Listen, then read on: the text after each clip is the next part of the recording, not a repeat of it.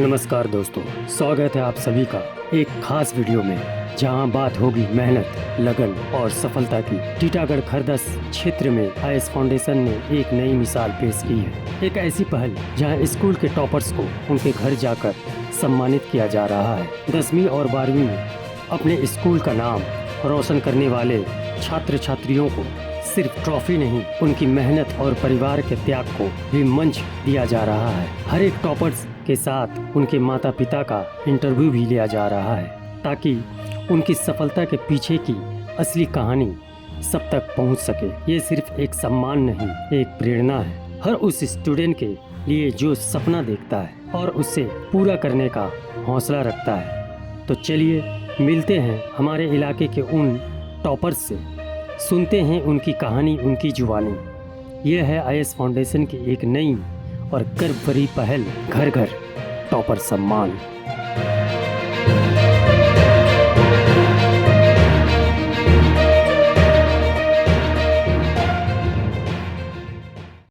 IS foundation felicitate भी कर रही है अपने टॉपर्स को, तो हम अपने टॉपर कृष्णा सेठ, एंग्लो वर्ना हाई स्कूल के टॉपर कृष्णा सेठ आईएस फाउंडेशन फेलिसिटेट करती है एक मेडल के साथ। बहुत बहुत मुबारक हो कृष्णा इस कामयाबी के लिए। इसके साथ ही जो है एक सर्टिफिकेट भी है। अस्सलाम वालेकुम एंड गुड इवनिंग दोस्तों, मैं शहबाज अली आईएस फाउंडेशन की तरफ से आपके सामने फिर पेश हुआ हूँ। आईएस फाउंडेशन टॉपर से मिलने का अपना सिलसिला जारी रखते हुए आज फिर एक टॉपर के घर आई हुई है और इस दफा हम अपने हिंदी माध्यम के बहुत ही काबिल और बहुत ही कामयाब स्टूडेंट के घर आए हैं। आज जिससे हम मिलने जा रहे हैं, जिस टॉपर से, उसने टीटागढ़, बैरकपुर और कम्युनिटी, इन तीनों बड़े इलाकों को मिला करके जो है हिंदी माध्यम और उर्दू माध्यम दोनों स्कूलों को मिलाकर सब में अव्वल और फर्स्ट डिवीजन ला करके 572 मार्क्स, 83 मार्क्स लाकर कामयाबी हासिल की है। इसके लिए हम अपने टॉपर कृष्णा नाथ को बहुत बहुत मुबारकबाद देते हैं। थैंक्स। तो कृष्णा, आप पहले अपने बारे में बताइए और अपने स्कूल के बारे में बताइए और अपने सफर के बारे में बताइए। मेरा नाम कृष्णा है और मैं Titagarh Anglo vernacular high school से 10th पास किया हूँ विथ 82%। ठीक है, और मेरा जर्नी स्टार्ट होता है 9th से 10th में। जब जैसे ही मैं गया, थोड़ा सा मेरे को पढ़ाई में इंटरेस्ट जगने लगा। हाँ, जैसे जैसे मैं धीरे धीरे पढ़ाई करने लगा, मतलब मैं 9th में एकदम जरा सा भी अच्छे से पढ़ा नहीं था, तो 9th का थोड़ा सा एग्जाम गंदा गया मेरा। जैसे ही मैं 10th में आया तब मैं सीरियस हो गया थोड़ा। ठीक है, मैं सीरियस हुआ तो मैं मैथ, फिजिक्स और लाइफ में थोड़ा ज्यादा ध्यान देने लगा, तो उसमें मेरा धीरे धीरे करके इंटरेस्ट बढ़ने लगा।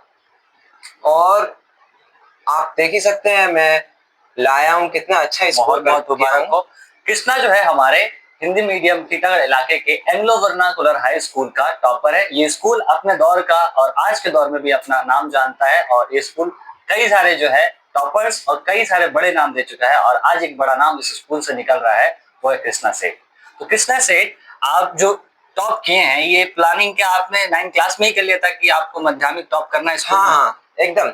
मैंने 9th से ही तय कर लिया था कि मैं 10th में एकदम बेस्ट स्कोर करूंगा और मैं 10th में लाया भी ऐसा। और मैं ऐसे ही कहना चाहूंगा कि और भी बहुत सारे स्टूडेंट्स हैं जो 9 में पढ़ रहे हैं अभी, वो अपना गोल सेट करे 10th में कि मुझे अच्छा स्कोर करना है और वो आगे बढ़े। और मैं ये नहीं कह रहा हूँ कि एकदम लगातार पढ़ो, मैं कह रहा हूँ दिन में तुम 10th के लिए, अभी मैं 11th अभी कर रहा हूँ, तो अभी मैं ज्यादा 11th में अभी नहीं पढ़ रहा हूँ। अभी मैं ये जेई का तैयारी करने वाला हूँ। ठीक है, अभी मैं कर रहा हूँ, तो अभी मैं बस 4 घंटे पढ़ रहा हूँ एक दिन का। लेकिन आपने जब 10 देना है तो आप उस समय मिनिमम 3 घंटे पढ़िए, मैक्सिमम से मैक्सिमम होमवर्क ट्यूशन लेके आप जितना पढ़ सकते हो उतना पढ़िए, बस अच्छा स्कोर करिए। और मैं यही कहना चाहूंगा कि एक टारगेट सेट कर लीजिए कि मुझे उससे अच्छा करना है। और मैं वही अपने ट्यूशन में 2 ट्यूशन ज्वाइन था मेरा, एक हिंदी इंग्लिश और मैथ के लिए और एक साइंस ग्रुप के लिए। और आर्ट्स ग्रुप में अपने से खुद से पढ़ता था, अपने से मेहनत किया हूँ। तो मैं यही चाहूंगा कि अपने ट्यूशन के जो भी कलीग्स हैं उनसे एक टारगेट सेट कर लीजिए और उनसे बेस्ट करने का स्कोर करिए, उनसे बेस्ट करने का आप एक स्कोर तय कीजिए और उनसे बेस्ट लाइए आप। तो कृष्णा कहना चाहते हैं कि अपने जो जिस जगह आप पढ़ते हैं वहां कंपटीशन पैदा करें, जो बच्चे आपके साथ हैं उनसे आप आगे बढ़े। अगर आप वहां आगे बढ़ जाएंगे तो फिर आप माध्यमिक एग्जाम में भी जो है आगे बढ़ेंगे ही बढ़ेंगे। तो कृष्णा, सवाल ये है कि आपको ये कामयाबी तो मिली है, इसके लिए आईएएस फाउंडेशन और हम सभी हमारी टीम की तरफ से आपको बहुत बहुत मुबारकबाद, और आपके घर वालों और आपके स्कूल को भी बहुत मुबारकबाद कि आप जैसा स्टूडेंट जो उनको मिला। तो ये सवाल आपसे है कि इस एग्जाम के टाइम में आपका रूटीन क्या था एग्जाम के टाइम में, और क्या क्या चीजें आपने कवर की थी एग्जाम के लिए?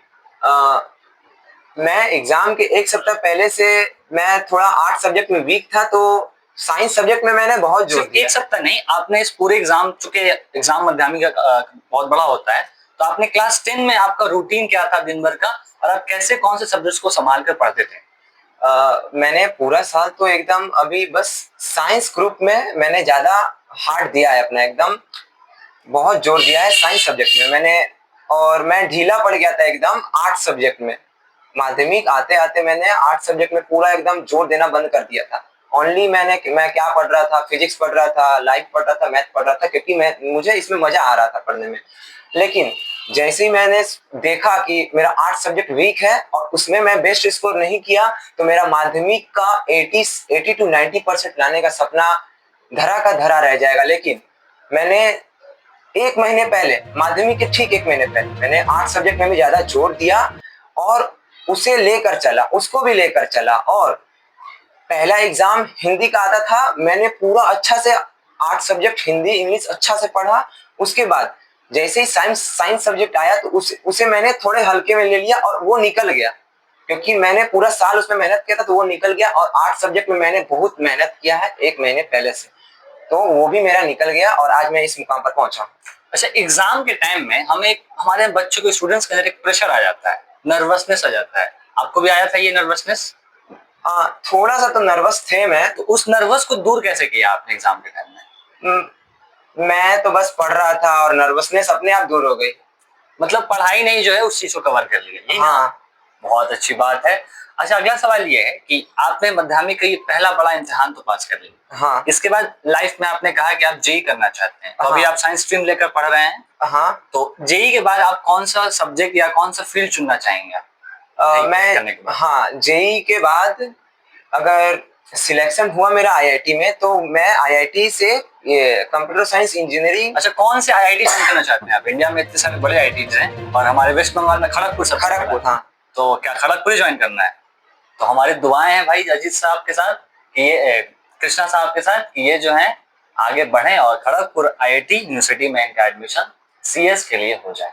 आप लोग भी साथ दें और दुआएं दें इनके साथ। अब हमारे साथ इनके साथ साथ इनके पेरेंट्स भी बैठे हुए हैं, तो हम मिलते हैं हमारे अजीत साहब से जो कि कृष्णा के फादर हैं, और उनसे पूछते हैं कि आपका बच्चा जो कामयाब हुआ तो आपको कैसा फील हो रहा है?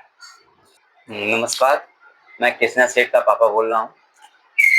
सर्वप्रथम तो मैं आईएएस फाउंडेशन को बहुत बड़ा बधाई दे रहा हूँ कि जो बच्चों को हौसला अफजाई दे रहे हैं, उनको आगे बढ़ने के लिए प्रेरित कर रहे हैं। बहुत बहुत धन्यवाद आप लोगों को। बहुत बहुत शुक्रिया सर। इसके अलावा हम पूछेंगे कि बच्चे कामयाब होते हैं तो ये गार्जियन के लिए बड़ी उपलब्धि होती है कि हमारा बच्चा जो है अच्छा पोजीशन पाया, अच्छा मकाम पाया।